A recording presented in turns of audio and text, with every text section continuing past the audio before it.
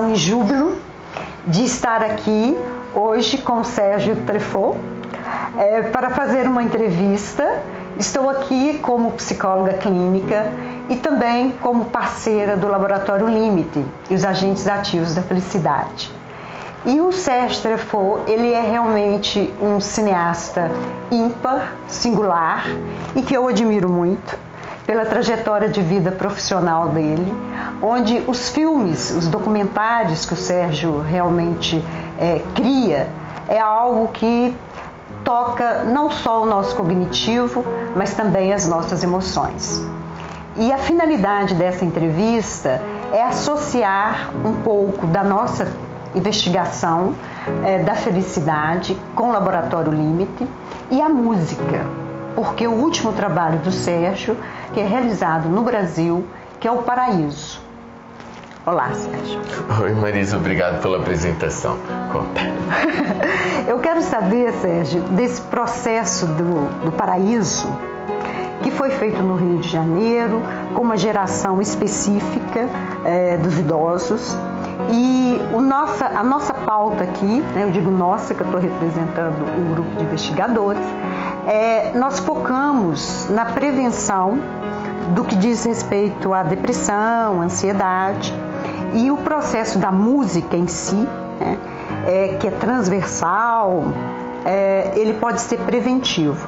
Então, eu gostaria de te ouvir todo esse seu processo, assim, como é que surgiu essa criação deste filme?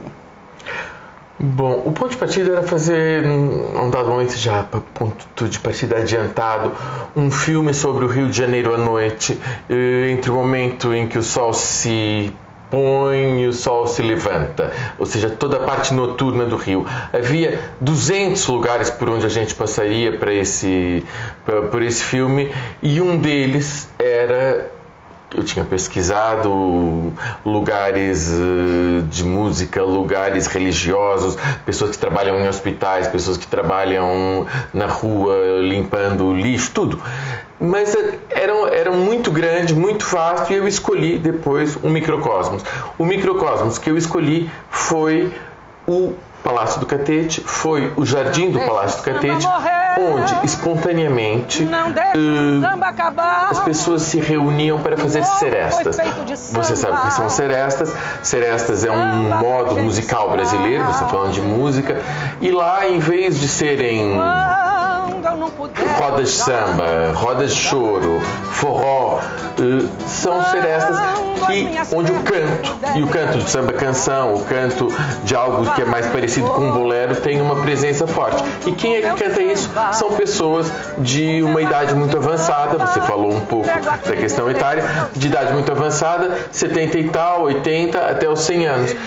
E essas pessoas não são organizadas por ninguém, elas não há um museu, nesse caso existe um museu, que é o Museu da República, onde está o Palácio do Catete.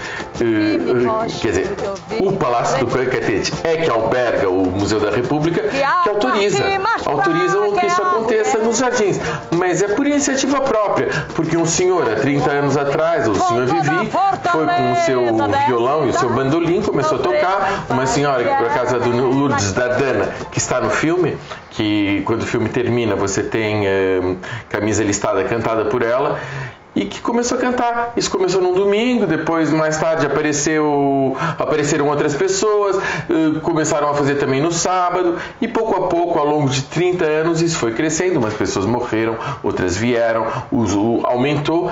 E essa comunidade grande, hoje em dia, nós estamos falando do centro do Rio de Janeiro, mas existem pessoas que vêm da Zona Norte, pessoas que vêm de várias partes da cidade, se reuniam ali diariamente, pelas 6 da tarde até as 8 da noite, para cantar e tocar no que se chama uma seresta. E aquilo é a razão de ser das pessoas, é o que lhes dá um sentimento de felicidade, que é o vosso propósito, não é?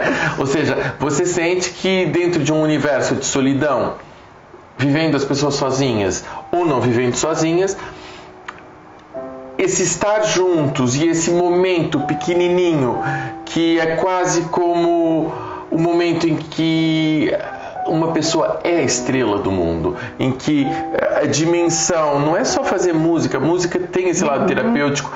Eu tinha já feito filmes sobre música, em que a música parece quase como uma terapia, no caso do Alentejo Alentejo, de coros, mas aqui, no caso das Serestas, em que as canções são a oportunidade dos cantores serem a estrela daquele momento, sem a televisão, sem nada, sem filmagem.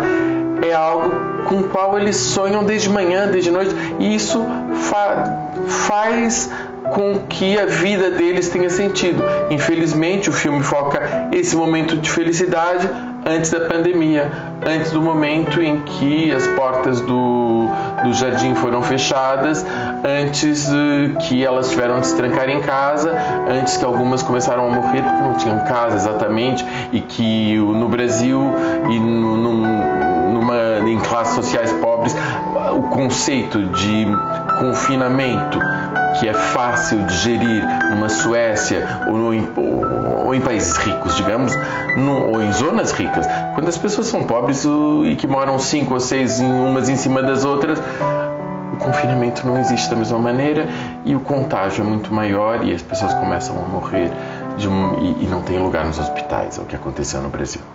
E dentro dessa temática que você está colocando, quando eu assisto ao filme, né, e vejo exatamente aquelas pessoas, às vezes sozinhas, né, numa terceira idade, vivendo ali de uma forma simples, e de repente, quando elas vão para o palácio, né, elas se tornam mesmo uma estrela.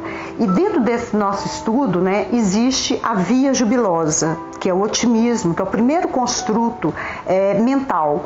E eu vi isso no seu filme, quer dizer, nesse momento, onde é que você poderia identificar ali naqueles personagens o levantar, né, esse otimismo deles, de ter um propósito de vida, né, dentro daquela vida muito simples?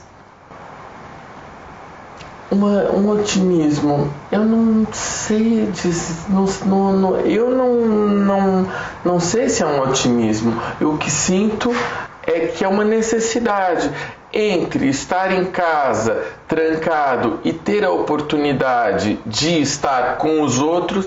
É óbvio que do lado de estar com os outros e de cantar está a felicidade. Eu não falaria assim tão facilmente de otimismo, até porque algumas das personagens, por exemplo, o filme tem uma cantora que é operática, que é muito forte, que é a Dona Neném. A Dona Neném, e que tem uma vida muito dura, você vê como lhe custa levantar e tal. E ela quando ela canta, ela é o sol, ela transporta, as pessoas dançam, as pessoas aplaudem.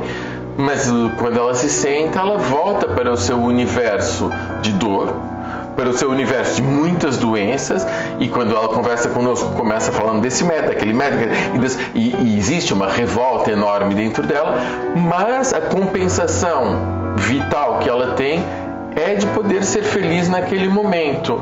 Otimismo, não, eu não acho, porque ela é uma pessoa muito realista, ela não se mente acerca das suas dores, não se mente acerca das suas mazelas, mas ela sabe que ela tem a oportunidade de felicidade naquele momento e naquele lugar. Então, exatamente, quando se fala na terceira idade, o futuro é agora. O futuro é agora. E exatamente depois do otimismo vem a esperança, que é o outro passo que nós trabalhamos, que é o futuro é agora. E o que eu percebo nesse filme é exatamente isso. Quando as pessoas saem de casa e quando acordam, elas têm um propósito, que elas vão ser estrela no final do dia. E esse propósito provavelmente faz com que elas entrem nesse futuro agora, né, que é já algo planeado e que tem um propósito de vida que vai chegar lá no flow, que é o florescer, quando ela consegue dar o espetáculo dela. Isso é muito importante. Então, cada personagem do seu filme, eu vejo quando você os pega em off, né, e eles vão falar da realidade deles, eu sinto muito isso, né, quer dizer, essa ponte, né, o futuro é agora. O que eu faço com esse futuro? Então eu saio de casa, pego o metro, né, e vou para o palácio, né? Então faz ali uma evolução e no sentido de propósito. Por isso que eu vejo seu filme como uma abordagem psicossocial. Dentro desse futuro e agora, vem depois o nosso processo, que é reciclar o passado, né? O reciclar o passado eu sinto também ali no seu filme exatamente isso. Cada um tem a sua história de vida. Aquela está doente, todos nós temos. Mas isso no filme fica muito claro, né? Pegando a história, quando alguém diz, é meu irmão, né? A outra ficou noiva, né? Já tem um futuro diferente, né? A outra com dificuldade vai lá. Então, assim, cada um com a sua história, reciclando o passado. E dentro do Corpo Fala, que eu queria que você me falasse um pouco disso, que o Corpo Fala nosso, ele vai como psicossomático, mas ele também vai dentro do patrimônio. E o patrimônio que você traz é muito rico, porque tem o patrimônio histórico de cada um, né, da história de cada um, mas depois tem um palácio. E me chama muita atenção o filme começar mostrando as cadeiras, né, as cadeiras, no sentido assim, que vai acolher, né, e o próprio palácio, que é um patrimônio, né. Depois o jardim, o parque, como é que é todo esse cenário para você? O Palácio do Catete é a antiga presidência da República do Brasil, é um palácio do século XIX, que hoje é Museu da República, com muito visitado por causa da história do suicídio do Getúlio Vargas. E aquele jardim é um jardim romântico. É um jardim romântico que, com comparação com Portugal, seria como o Jardim da Estrela. As pessoas do bairro se juntam ali, passeiam os bebês, ou seja, você fala do aspecto comunitário também, é um lugar onde a comunidade se reúne. Aquelas serestas, embora sejam participadas essencialmente por pessoas de idade, de vez em quando tem pessoas jovens que vêm uma vez, mas não voltam, porque não faz parte da necessidade vital delas. A vida dela tem outras obrigações, tem outros chamamentos imediatos, outras necessidades imediatas que não lhes permitem ir ali um dia, todos os dias cantar. Em contrapartida, as pessoas de uma idade mais avançada, elas têm uma espécie de tempo livre, enorme, e elas não sabem o que vão fazer com aquele tempo. E elas não sabendo o que vão fazer com aquele tempo, aquele lugar é onde o tempo tem um valor de felicidade. E também no aspecto comunitário, mas elas cantam para si mesmas, para serem felizes para elas. Existe algo que o filme não é muito claro, mas as pessoas veem uma coisa, outras não veem, é que elas não têm um interesse fundamental no que as outras cantam. Elas fazem aquilo de uma maneira um pouco egoística. Ou seja, eu estou aqui para ser feliz. Depois há um entrosamento. Mas a relação social entre elas é muito limitada.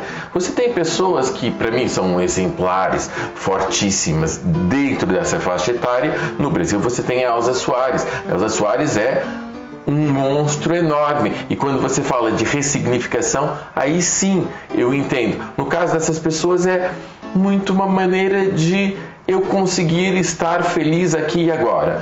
A Elza Soares é uma pessoa que diz, o meu tempo é now, o meu tempo é agora, mas ela tem sobre todo o sofrimento da sua vida passada e toda a maneira como foi abusada, maltratada, humilhada, um discurso social, um discurso político, uma pessoa que luta pela transformação. Não é o caso das minhas personagens que estão lá cantando, como é muito bonito, canções de amor, porque é o que está dentro dela. A Elza Soares também canta canções de amor, mas ela faz dessa sua intervenção, hoje aos 90 anos, mesmo que seja em cadeira de roda, um discurso contra o racismo no Brasil, um discurso que diz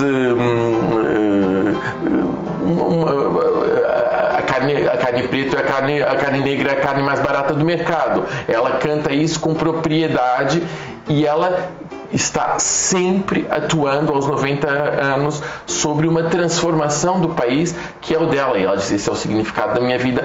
Ou seja, a Elza já não faz aquilo por ela, embora ela seja hiper vaidosa, mas ela faz aquilo por um estar na comunidade. Exatamente. É o que você falou, duas coisas para nós que elas são importantes. Uma é o egoisticamente saudável, né? Então, aquele indivíduo, né, que vai ali, apesar de que está num grupo, mas ele também está focado no self, do bem-estar, né? É o que nós chamamos de egoisticamente saudável, que é muito importante, né? É o indivíduo para depois chegar à comunidade. E isto é fundamental. Mas eu percebo em cada personagem seu, ainda que numa situação micro e não macro como a Elza Soares, ainda assim eles têm o desenvolvimento da resiliência. A resiliência, que é o carro-chefe de todo o nosso estudo, é exatamente quando eu pego uma situação de desafio, né, e consigo transmutar isto em algo ao meu benefício próprio e da comunidade. Então, o exemplo que você está dando da Elza Soares é exatamente dessa resiliência, né? Ela, aos 90 anos, numa cadeira de roda, ela ainda consegue fazer um discurso que passa a ser o significado da vida dela, que é a resiliência. A resiliência, ela é o carro-chefe da transformação e da mudança. Eu sou ignorante. Então, eu utilizo a palavra resiliência num outro sentido. Para mim, o que a Elza Soares faz é resistência. Ou seja, uma pessoa ativa com finalidades políticas, com uma intervenção política. E a resiliência é um termo que vem da química e da física, dos metais que resistem. No Brasil, onde eu vejo enorme resiliência, eu vejo uma resiliência de aguentar o horror e seguir em frente. Muitas vezes, e é o que fazem todas as pessoas do meu filme. Você tem as pessoas que cantam dentro da cabeça, você tem as pessoas que dizem depressão, né, e tal, mas que resolvem a depressão descobrindo que aquele lugar serve para elas serem mais felizes. Você tem as pessoas que foram massacradas a vida toda, como a Alice, que os pais não deixavam fazer o que ela queria, que ela se casou pensando que ia ser livre, mas não foi livre, na verdade, continuou dentro de um esquema de aprisionamento durante todo o casamento, o marido morre e ela também não consegue ser feliz porque tem o fantasma do marido saindo da geladeira e de repente ela é feliz porque descobre que cantando e dançando eu tenho o meu espaço. Ela quase que foge de casa da filha que diz, tá chovendo, mãe, você não pode sair, e ela sai porque ela precisa de cantar. Essa resiliência é uma coisa que permite que nós aguentemos o horror e sigamos com alguma força interna e integridade. Eu assisto às manifestações no Brasil de protesto enormes que denunciam a morte de mais de meio milhão de pessoas. E nessas manifestações que protestam contra a morte de mais de meio milhão de pessoas, eu vejo a resiliência porque no Brasil o que se diz nessas manifestações é mais, dá mais um tapa na minha cara do que eu aguento, do que uma capacidade de outro tipo de manifestações onde o luto é o que predomina, dizer não, isso aqui é um luto e acabou. Ponto final. O Brasil, infelizmente, pela resiliência, está pronto para aguentar o horror durante muito tempo. Pois é, então, dentro do processo histórico, e voltando aqui na sua questão, que você tem toda essa tríade, né? Portugal, França, Brasil e não só, como é que você, né, olhando assim um pouco de fora, dentro desse contexto, de onde você acha que vem esse comportamento do brasileiro, para você? Existe o Brasil é um país de fé, é um país de espiritualidade, é um país onde, se Deus quiser, tudo vai dar certo. E isso tem um lado de muito positivo para as pessoas aguentarem, e tem um lado preocupante em que esperar que as coisas aconteçam não é fazer algo para que elas aconteçam necessariamente. De onde vem? Não sei responder, porque eu não sou um antropólogo com uma tese sobre a mistura cultural do Brasil. Ela é evidente, já foi estudada por esse num caminho mais índio, por esse num caminho mais africano, por esse num caminho mais português, por outros dizendo que é o conjunto da educação europeia. Tudo isso faz daquilo uma grande mistura, e que o que é a história escravocrata do Brasil se mantém. É muito lento o processo de o Brasil se livrar de um passado escravocrata, onde as desigualdades sociais são quase aceites como imutáveis e não transformáveis, onde a injustiça é aceite como um dado da minha existência e eu não posso mudá-la. Há uma doçura da resignação. Alguém falará de cultura índia, alguém falará de cultura africana, enfim. Há uma história de crime que não é reconhecida nos textos de literatura da história do Brasil, nem na história de Portugal. A história do crime não está lá. E pouco a pouco ela terá de estar. Bom, então dentro desse processo que nós estamos falando da resiliência, e a gente vê que a resiliência é muito importante, que é como resistência, né? Porque uma pessoa, para ser resiliente, ela precisa ser resistente, que é exatamente o termo da física, né?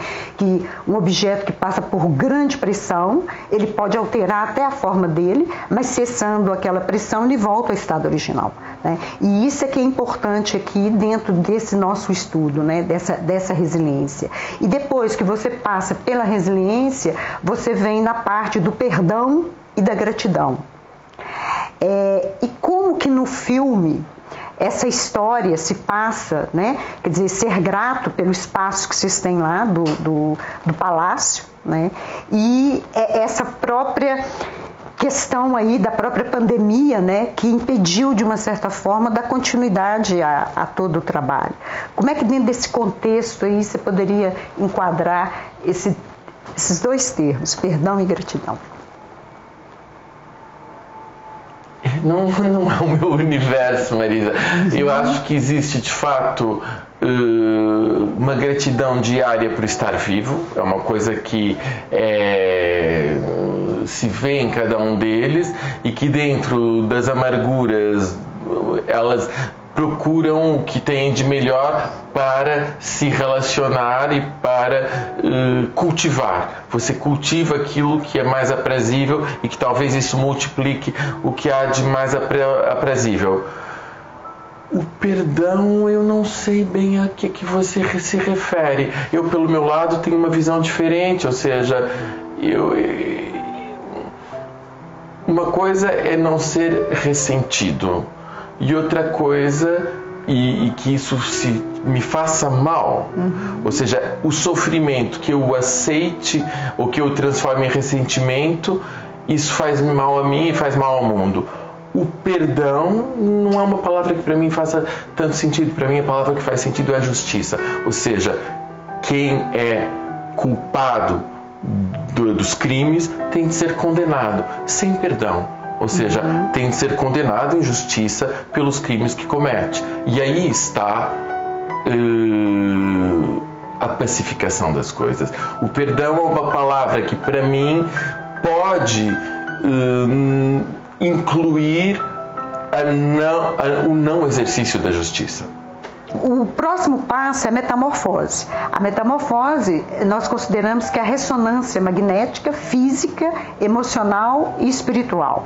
Ou seja, é quando nós lidamos com a polaridade. No seu filme, eu consigo perceber, de uma certa forma, óbvio, né? Aquilo que você vai passar para o público, como documentário, que você selecionou, e depois tem uma parte dos bastidores, que é aquilo que eu desejo saber, o que você apreendeu nesses bastidores, nessa relação com essas pessoas, com esses personagens.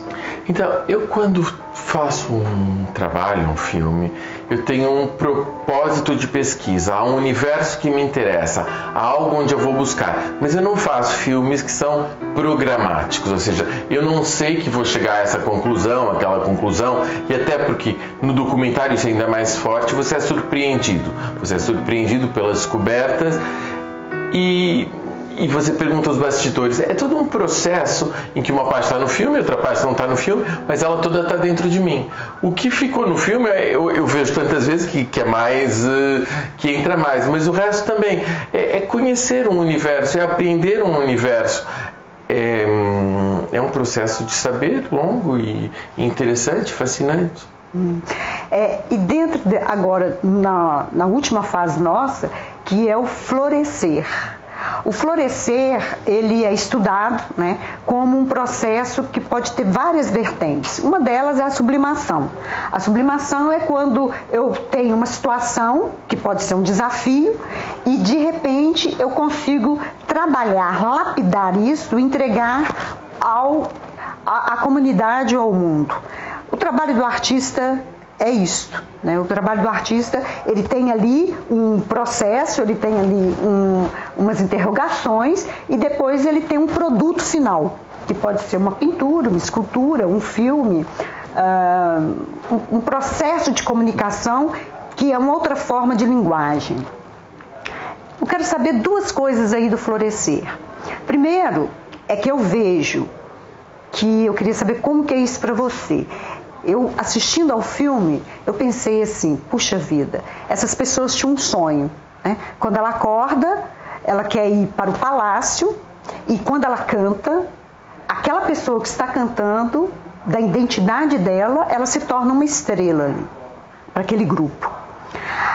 Mas o Sérgio coisificou esse desejo, porque à medida que a pessoa está num documentário, ela já saiu daquele microcosmo e já assistimos ela num cinema, entrevistas, está aqui em Portugal, provavelmente vai estar em outros países. Então aquela senhora que acordou ali naquele casebre, né, naquela situação, que até então estava no microcosmo, com o filme, ela entra para um processo do macrocosmo.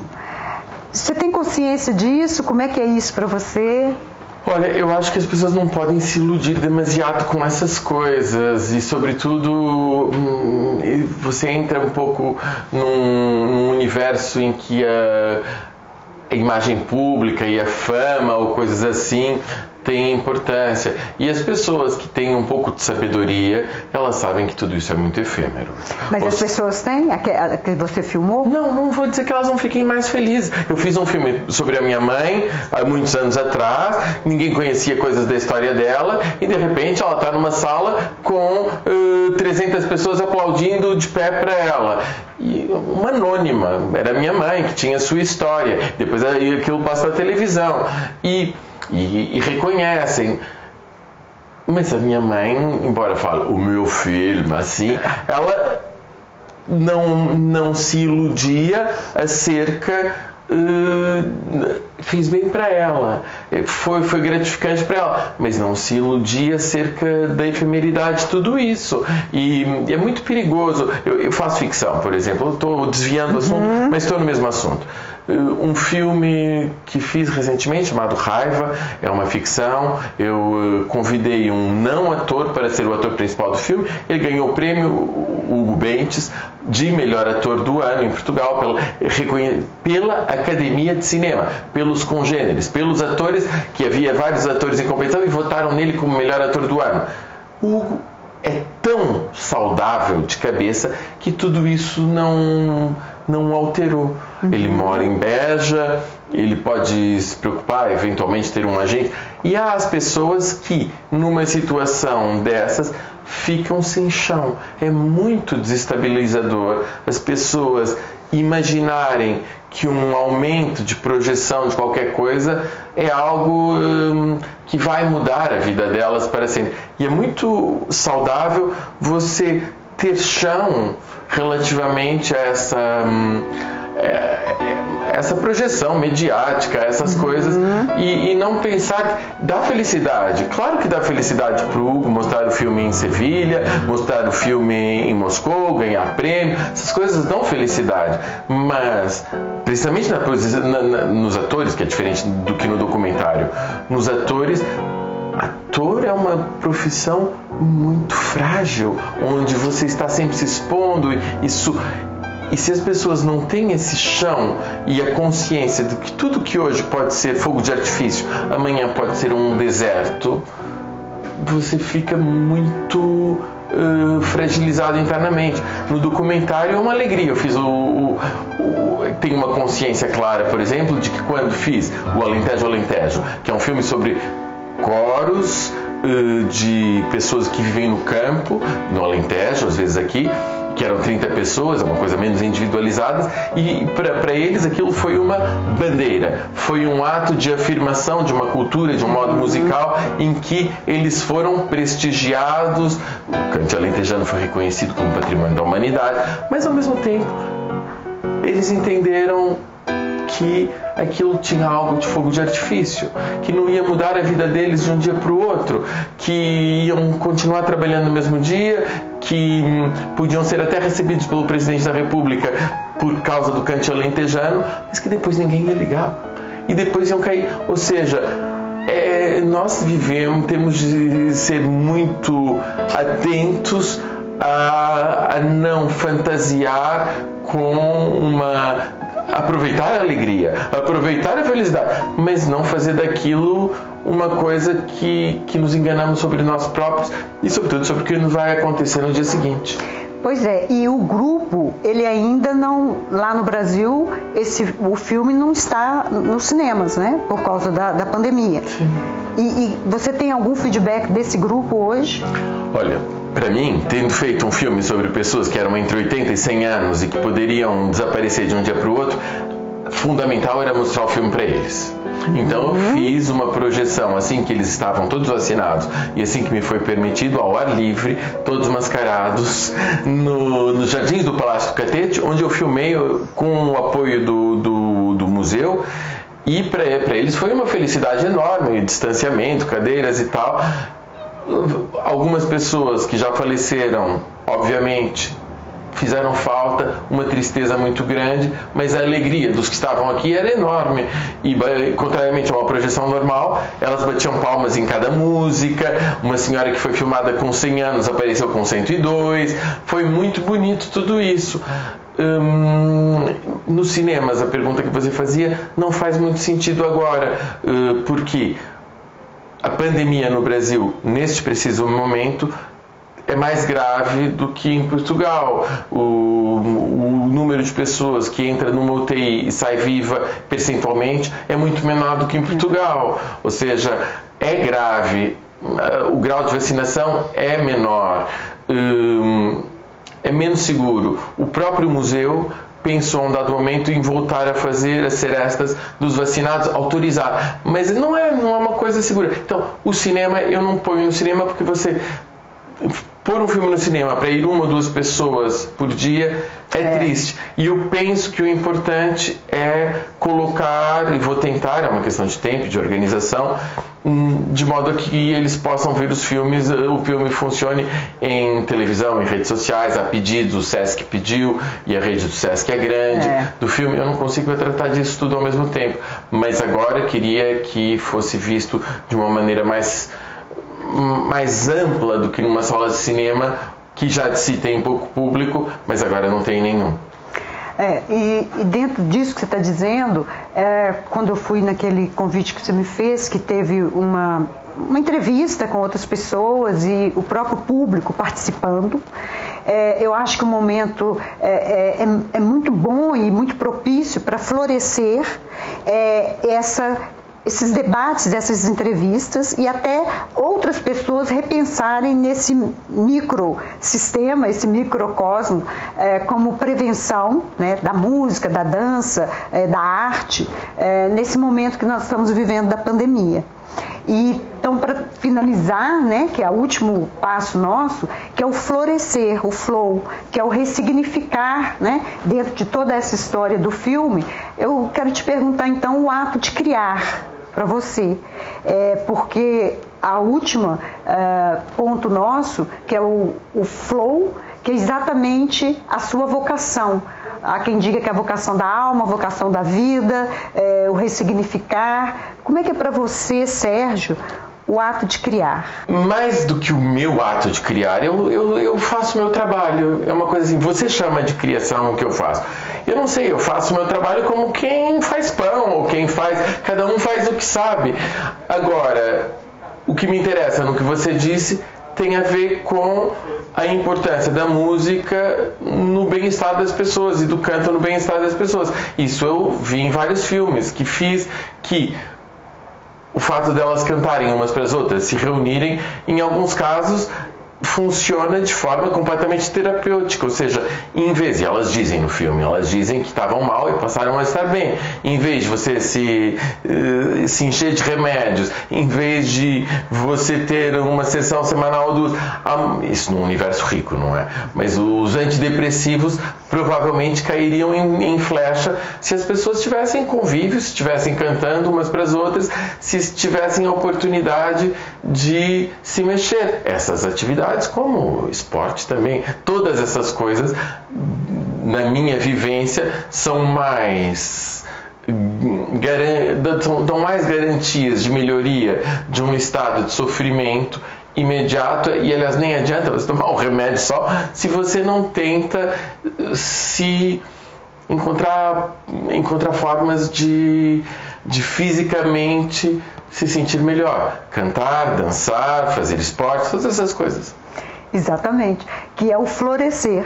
O florescer, ele vem com essa proposta de sairmos da caixa, né, da caixinha. E quando você fala dessa questão dos antidepressivos, nós agora estamos pautando a investigação exatamente em metodologias preventivas e curativas da depressão e da ansiedade. E uma delas é exatamente a investigação da música.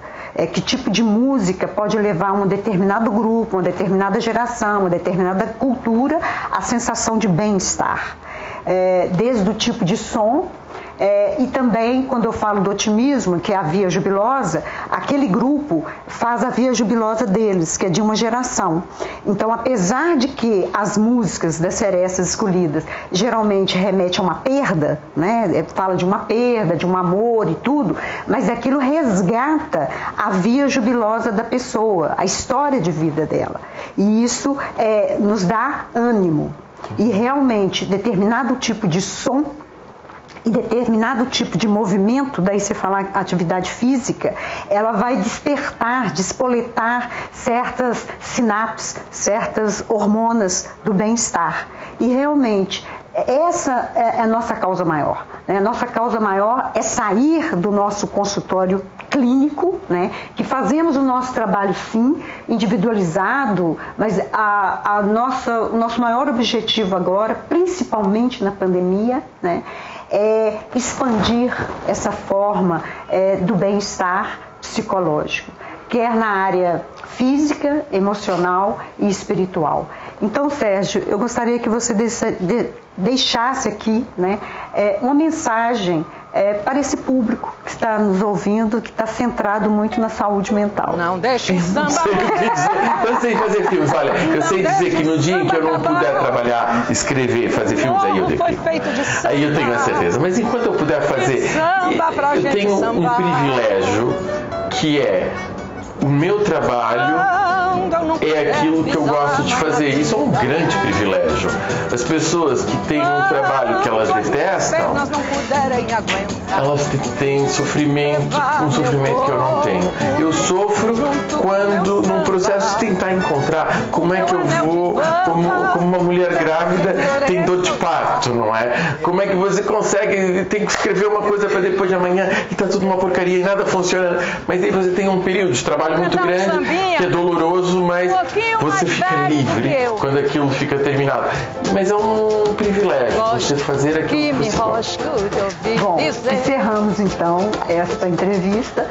Eu quero dizer que cada espaço deste que nós desenvolvemos aqui, nós temos um arquétipo de flor. E a flor do flow, nós escolhemos exatamente o pau-brasil. E é muito interessante que o Sérgio agora tem como residência o Brasil. Então, gratidão, porque a última fala do Sérgio exemplifica o flow, que é a missão dele aqui no planetinha Terra. Gratidão. Obrigado.